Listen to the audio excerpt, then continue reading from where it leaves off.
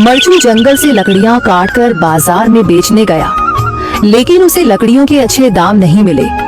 इस पर मरचू ने कहा, अरे भैया, इतने कम पैसे, इन पैसों में तो 2 वक्त का खाना भी नहीं मिलेगा।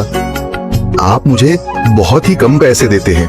मैं इतनी मेहनत से लकड़ियां काट कर आता हूँ, लेकिन उनके पैसे मुझे बहुत कम मिलते हैं। भैया, तुम्हारी लकड़ियां होती ही इतनी कमजोर हैं कि मैं इससे ज्यादा पैसे नहीं दे सकता।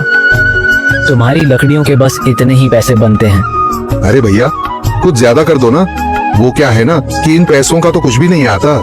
मैं अपनी जिंदगी कैसे गुजारूंगा? भैया, तुम जाकर अच्छी लकड़ियां लाओ, तभी इन लकड़ियों का अच्छा दाम मिल पाएगा, वरना इन लकड़ियों का तो यही दाम है। ये सुनकर मरचू बहुत ज्यादा परेशान हो गया और पैसे लेकर किराने की दुकान से सामान खरीदकर घर आ गया। घर पहुंचते ही मरचू की पत्नी सीता ने कहा, जी, सामान ले आए आप?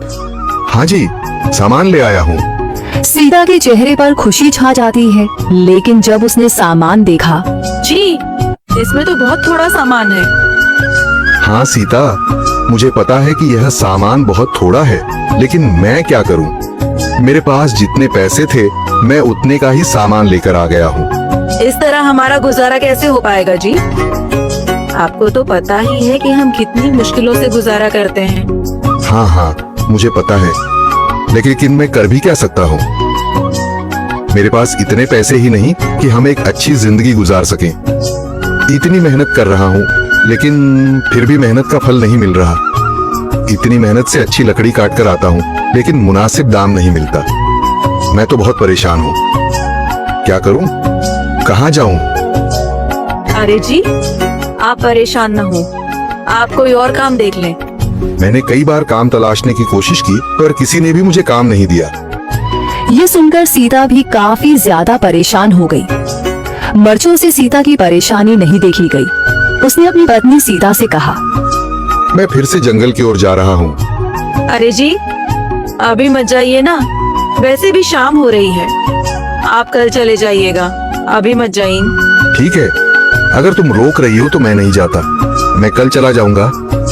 इसके बाद मरचू गांव में घूमने के लिए चला गया। तभी उसे एक आदमी मिला और उसने कहा, कहाँ जा रहे हो भैया?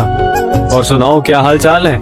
जिंदगी कैसे गुजर रही है? अरे भैया, तुम्हें तो पता है कि लकड़ियां काटकर कैसे गुजारा होता है। हाँ भैया, तुम सही कह रहे हो। और आसपास के जंगलों में अच्छी लकड़ियां भी नहीं है। इसके लिए तो जंगल के अंदर जाना पड़ेगा। पर जंगल के अंदर तो काफी सारे जंगली जानवर होंगे।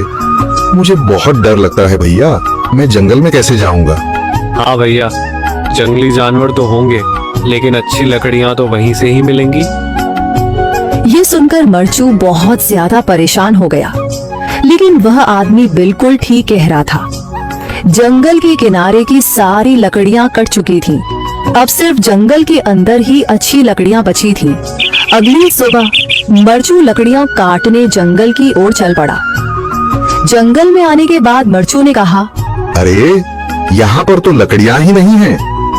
वो आदमी सही कह रहा था, लकड़ियों के लिए तो जंगल के अंदर ही जाना पड़ेगा। और जंगल के अंदर जाना क्या सही रहेगा? मुझे तो बहुत डर लग रहा है, क्योंकि वहाँ पर तो काफी सारे जंगली जानवर होंगे जो खतरनाक होंगे। अगर आज मैं जंगल के अंदर नहीं गया तो मैं आज घर पैसे लेकर नहीं जा सकूंगा, और फिर जब पैसे नहीं होंगे तो गुजारा कैसे होगा? मरचू जंगल के बाहर खड़ा सोचता ही रहा और फिर उसने सोचा, अरे, यहाँ पर भी कोई मजबूत पेड़ दिखाई नहीं दे रहा जिससे मैं लकड़ियां काटकर घर ले जा सकूं। लगता है और अंदर जाना पड़ेगा। यही सोचकर मरचू जंगल के अंदर चला गया। अंदर जाने के बाद उसने इधर उधर पेड़ देखे, पर उसे कोई भी अच्छा पेड़ दिखाई नहीं दिया। यह सोचकर मरचू जंगल के और अंदर चला आया।